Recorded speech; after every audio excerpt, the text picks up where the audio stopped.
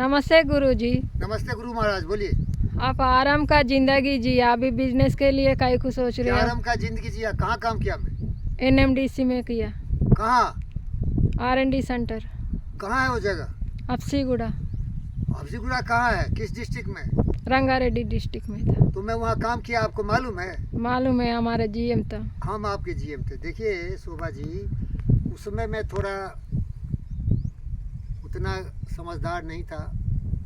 कुत्ते की तरह पेट पाल रहे थे, 2-4 कौड़ी दे रहा था, अपना ज़िंदगी गुलामी दे दिया मैं कंपनी को, और पूरी जवानी बर्बाद हो गया मेरा।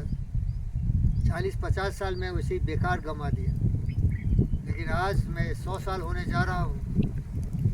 ब्रह्मांड ने हमें ज्ञान दिया कि मरते सभी हैं, लेकिन सच्चा वही मरते हैं जो दूसरों के लिए जीते हैं।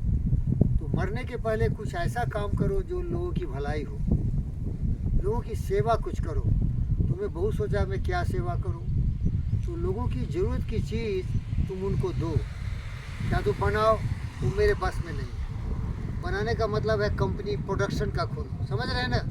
जैसे रतन टाटा कार बनाते हैं, महिंद्रा कार बनाते हैं, सुजुकी कार बनाती है, और बाकी कंपनी और कुछ कुछ बनाती है, फिर पब्लिक को बेचती है।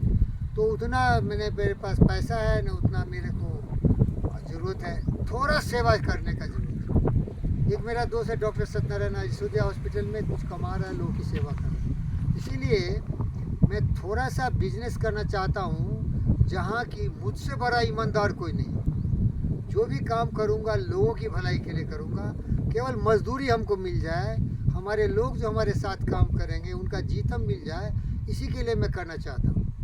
आप बोल रहे हैं कि अरे आलसी, अरे गवर्नमेंट में काम करने वाले सुबह आए, दिन भर चाय पानी पिए, लड़ाई झगड़ा किए, शाम में घर चले गए, फिर इस तरह 40 साल गंवा दिया।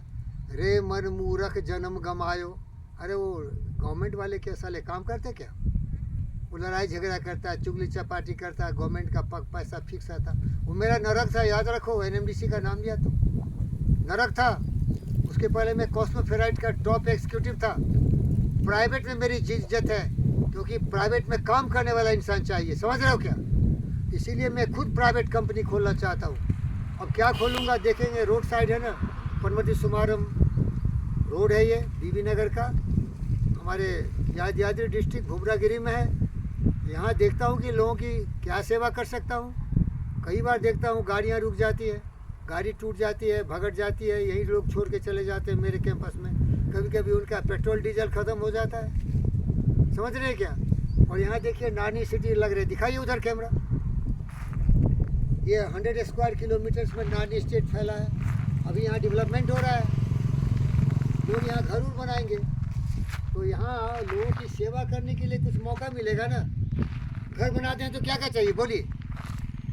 घर बनाएंगे तो क्या क्या चाहिए? स्टील होना, सीमेंट होना। बताइए, तो जरूरत होगी ना लोगों की। अब लोग हमारे पड़ोसी हैं, उनको अगर हम ही दिए तो क्या तकलीफ है बोलिए? और ईमानदारी से दिए, ये तो एक चांस है ना। दूसरा क्या है, ये रोड साइड है ना, ये 40 फीट रोड हो रहा है अभी। अब यहाँ बहुत सारी गाड़ियाँ जा रही है, तो गाड़ी का वर्कशॉप चाहिए ना। हो जाता, मगर आप कब रहता कब नहीं रहता क्या मालूम है, कौन रिस्क लेता बोल के गपचुप। नहीं, देखिए मैं एक सिपाही हूँ, रिस्क लेके मोर्चा पर जाता हूँ। अगर मर गए तो शहीद हो जाऊंगा भगत सिंह की तरह, सुभाष चंद्र बोस की तरह, समझ रहे हैं क्या? और मैं तो अजर अमर हूँ भाई।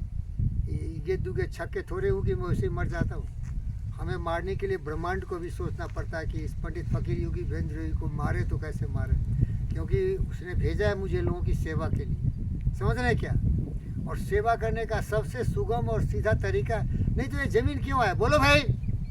ये रोड साइड में ये देख रहे हो, इतना बड़ा ज़मीन क्यों आया? क्योंकि हम सेवा करना चाहते थे, समझ रहे क्या? आराम की ज़िंदगी हराम के लिए है। ईमानदार, वफादार, जिम्मेदार पति, अश्रु श्वेत से लथपथ, खून पसीने से लथपथ होके भी एक सिपाही की तरह काम करना। जब तक सांस है तब तक लड़ना, और जब मर जाए तो बोलना वंदे मातरम, भारत माता की जय। खुश रहना दुनिया वालों। अब हम तो सफ़र करते हैं। Thank you very much.